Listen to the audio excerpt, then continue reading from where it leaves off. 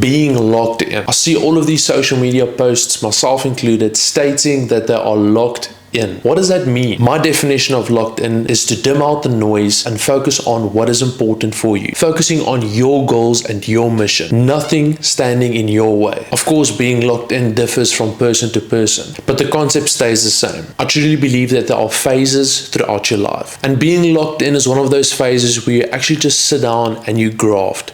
You do the work that you set out to do and not falling back on your promises. If you watched any of my previous videos, you'll know that I'm in a process right now where I'm building habits and how to build successful habits. Visualizing yourself in the person that you want to become. I'm currently training for a marathon. So obviously I'm visualizing myself being a runner, building habits that a runner would do. And this aligns perfectly on being locked in the things that I want in life. What is it that you want to achieve in this life? Is it being better at business, relationships, education, whatever it might be? Being locked in is a state of mind, but it comes with discipline. Motivation fades, like we all know. It is those that are disciplined that are actually free in this life. It's the early mornings, the late nights, the consistency of your work, and it's ultimately the sacrifice. It's a sacrifice that you know you're willing to make. Paying the price now so that you can reap the benefits later. Once you flip the switch and you go all in, it's easier than you might seem. Let me explain. You'll come across people that turn their life around 180 degrees and you wonder, how was it possible? How did they go from zero to something and that quick? Most cases it takes time, but there are exceptions to this. And that got me thinking, why is that the case? How can someone go from completely not doing anything to doing something in the space of 6 months? I came to the realization that everybody knows exactly what to do. They know exactly how to lose weight, how to be more productive, how to read more books, how to exercise more. Everybody knows what they need to do. It's the act of doing it that they're struggling with. How do you overcome this? Through building successful habits, creating an environment for yourself that you can actually achieve what you set out to do, saying no to the things that are distractions. This is a difficult one because you can be locked in during the week and the weekend comes and it can all disappear. Say yes to parties, say yes to going out to bars, saying yes to playing a golf round, say yes to hanging out with mates. All of these things might seem harmless, but at the end of the day, if you want to do something, you set yourself a goal, you want to achieve it, and you know what needs to happen to do that. You know the work that needs to get in, especially in the beginning. With anything in life, there's a building phase. And with that building phase, it takes time, it takes sacrifice. And are you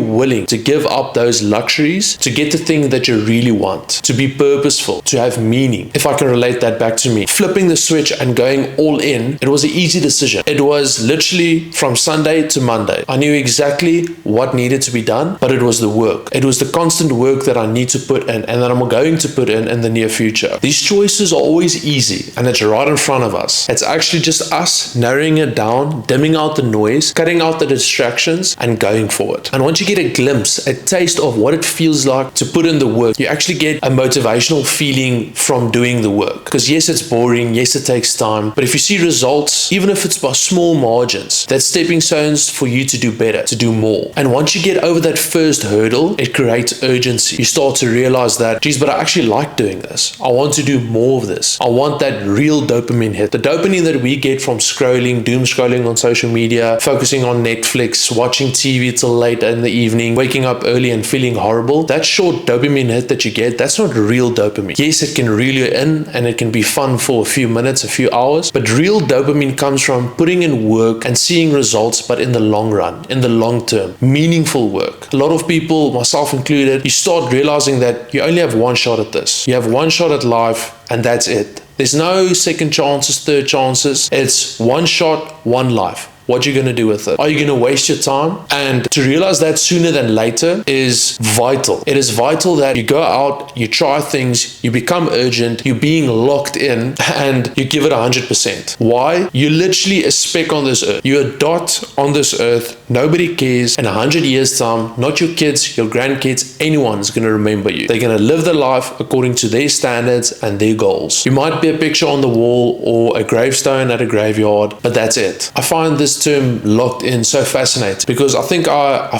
resonate with it. Being able to go for something not knowing what the result may be, but doing it with urgency, hunger, and a never give up attitude. And I think I boiled it down to these three main concepts, and it's habits, discipline, and grit. These three elements, I believe, is the recipe for success, especially the last one that I mentioned, grit. I watched a video clip of a lady speaking at one of these TED Talks, and she explained she studied all of these highly successful people, entrepreneurs, athletes, and through all the elements that showed up with them, there was one common trait that kept on popping up, and that is grit, the last element that I mentioned. And I found this to be true myself, reading all of these self-improvement books, entrepreneurial books, and there's one thing that keeps on popping up. It's a theme in every single book. It's when someone face adversity, how do they respond? And do they actually respond? Are they getting up, dusting themselves off, and moving forward? And that's essentially life. In life, there's always going to be setbacks in anything that you do. One might have it easier than another, but that's not the case. The case is, how are you going to face the troubling times, the difficult times in life? Like I mentioned earlier, we live once. In that one life, there's going to be massive trauma, there's going to be setbacks, there's always going to be something happening to you. But life comes from you. It's you generating life from you, achieving what you want to achieve. And with that, you have to build grit, getting up, moving forward, doing it again, and again. I also listen to the Founders Podcast. As you know, in my previous videos, I love the Founders Podcast, and they spoke about Steve Jobs, and I just finished that episode, and he was mentioned in a magazine of the Beethoven of entrepreneurship, the alpha and omega of business. And one of his colleagues actually, or I think it was a competitor, emailed him to congratulate him, saying, well done, I don't think anything can get better than this. And Steve Jobs, in his pure fashion, replied something like this, where he mentioned that all of this is going to fail. It's, can you do it again? Can you replicate that formula and do it again? Yes, you can be successful and create an amazing product or an amazing time at your next race, but can you do it again? A lot of people, they fixated on their past success, on what they have accomplished, and not what are they doing currently. What are you doing now to achieve success in the future? I think quotes like that and phrases like that hits hard with me, reminiscing about the old days and how good it was with my mates, or how good it was in this time frame of my life. But what are you doing now for success later? What are you doing now, and the sacrifices that you're doing now that you want to achieve in the future? Yes, the past is important for lessons and